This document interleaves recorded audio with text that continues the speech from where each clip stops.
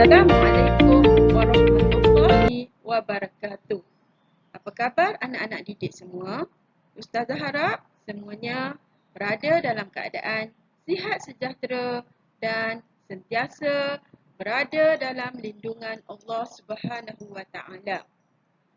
Hari ini kita akan mempelajari bahagian fiqh pendidikan Islam tingkatan 5 iaitu pelajaran ke-12 perkahwinan dalam Islam di bawah unit 2 kemahiran keibubapaan.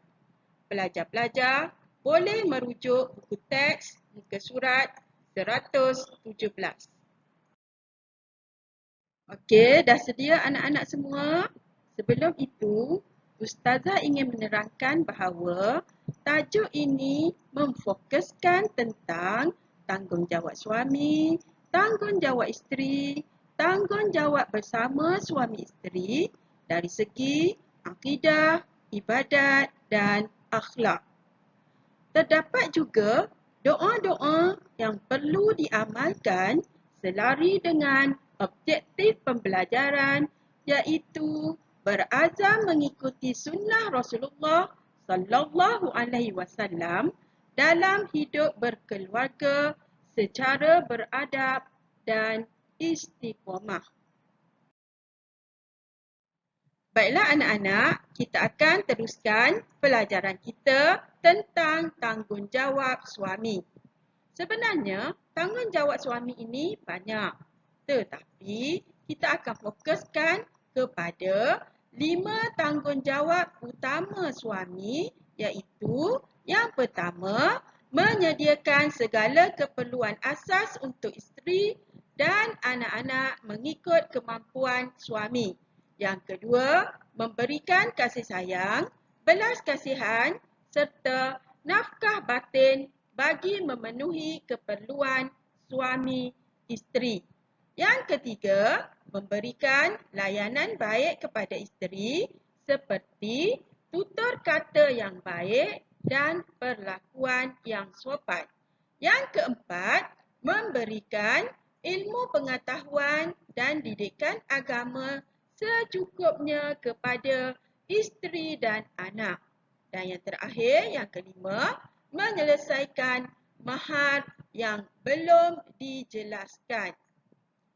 Untuk memudahkan pelajar-pelajar mengingati tanggungjawab suami ini, Ustazah cadangkan supaya anak-anak menggunakan kata kunci atau keyword.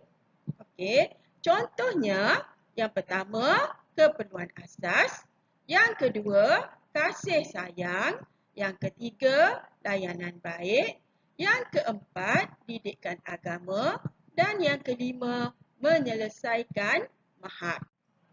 Apabila pelajar-pelajar telah mengingati keyword-keyword tersebut, maka mudahlah untuk membina jawapan. Namun harus diingat, jawapan tersebut hendaklah dibina dalam ayat yang lengkap. Ustazah akan terangkan cara menjawab soalan menggunakan keyword tersebut dalam ayat yang lengkap.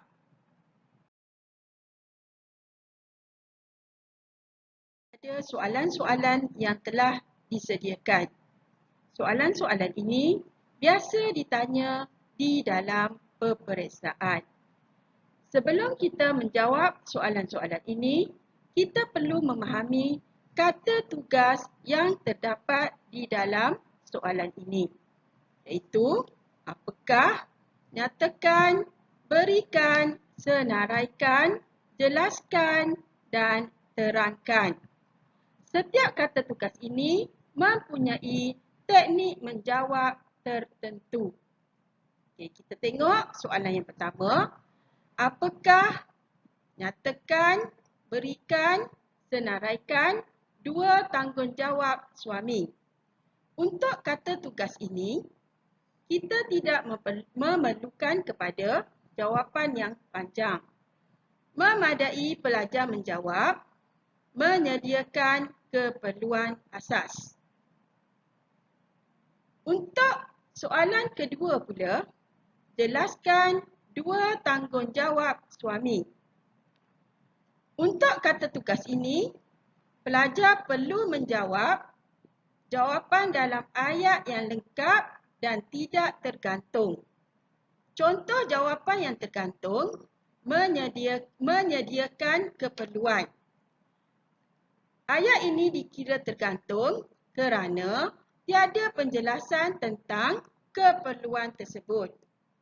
Jawapan yang betul atau ayat yang lengkap menyediakan keperluan asas untuk isteri dan anak-anak. Ayat ini dikira lengkap kerana ada penerangan tentang keperluan asas tersebut, iaitu untuk anak dan isteri. Untuk soalan yang ketiga, terangkan dua tanggungjawab suami. Untuk kata tugas terangkan, jawapan mesti mengandungi isi dan huraian. Untuk menghuraikan isi tersebut, pelajar boleh menggunakan kata hubung agar, kerana, seperti, supaya, demi, untuk. Okey. Contoh jawapan, menyediakan keperluan asas untuk isteri dan anak-anak, isi, agar kehidupan keluarga sejahtera dan bahagia. Huraian kepada isi tersebut. Jadi, lengkaplah jawapan untuk kata tugas terangkan. Sekiranya pelajar-pelajar telah memahami kata tugas dan cara menjawab seperti yang telah diterangkan tadi, maka pelajar-pelajar boleh menjawab dengan teknik yang betul dan mendapat markah penuh insya-Allah. Boleh ya pelajar-pelajar? Ustazah harap pelajar-pelajar dapat mengikuti dan memahami apa yang telah Ustazah terangkan tadi. Sekarang kita lihat pula soalan kebat.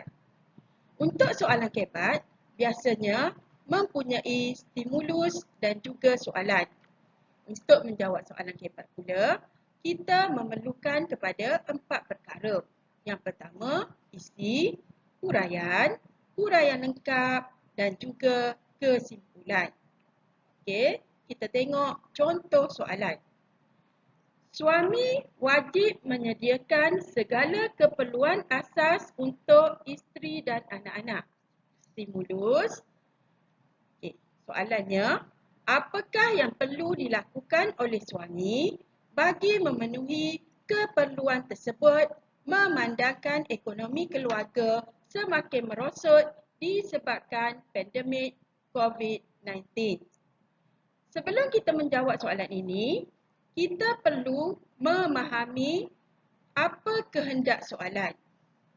So, untuk soalan ini, pelajar perlu memberikan langkah, cara atau penyelesaian kepada suami untuk menampung keperluan keluarga. Contoh jawapan,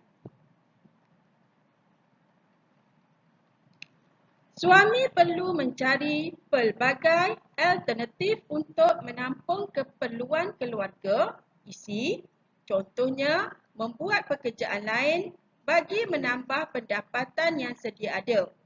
Huraian, kesannya perbelanjaan harian tidak akan terputus. Huraian lengkap. Oleh itu, suami haruslah bijak dan terus berusaha untuk menjalankan tanggungjawab terhadap keluarga agar keharmonian keluarga berkekalan huraian. Sekiranya pelajar boleh memberikan 4 perkara ini, maka pelajar akan mendapat markah penuh 4/4. Sekarang kita lihat pula tanggungjawab isteri. Untuk memudahkan pelajar-pelajar mengingati tanggungjawab ini, pelajar boleh menggunakan keyword sebagaimana yang Ustazah telah terangkan tadi. Okay, kita tengok yang pertama, taat perintah suami. Yang kedua, menjaga kehormatan diri. Yang ketiga, menjaga maruah suami.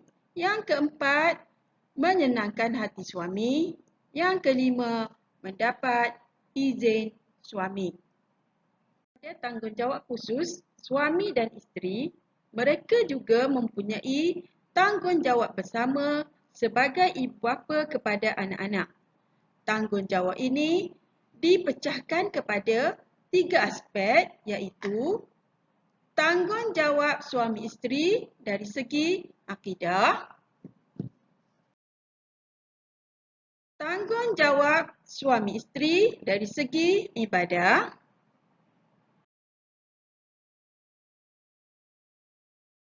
tanggungjawab suami isteri dari segi akhlak. Jadi, pelajar-pelajar perlu memahami dan mengingati 3 aspek ini dengan baik kerana biasanya soalan yang akan ditanya tentang tanggungjawab suami isteri terhadap 3 aspek ini. Contohnya, jelaskan tanggungjawab suami isteri dari segi akhlak atau terangkan tanggungjawab suami isteri dari segi ibadah. Dalam tajuk ini juga terdapat doa-doa daripada Al-Quran yang boleh diamalkan oleh suami isteri untuk mendapat kebahagiaan rumah tangga dan juga mendapat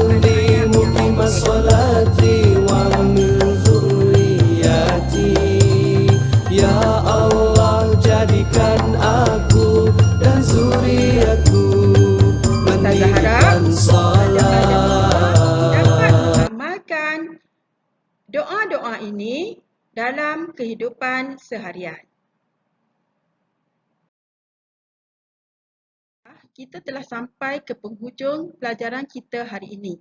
Ustazah harap pelajar-pelajar mendapat banyak manfaat daripada penerangan Ustazah dalam video ini. Ustazah telah menyediakan soalan latihan dan soalan hebat untuk dijawab oleh pelajar sebagai pengukuhan.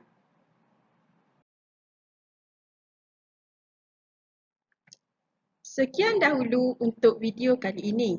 Yang baik itu datang daripada Allah Subhanahu Wa Taala dan yang buruk itu datang daripada Ustazah sendiri. Assalamualaikum warahmatullahi wabarakatuh. Terima kasih.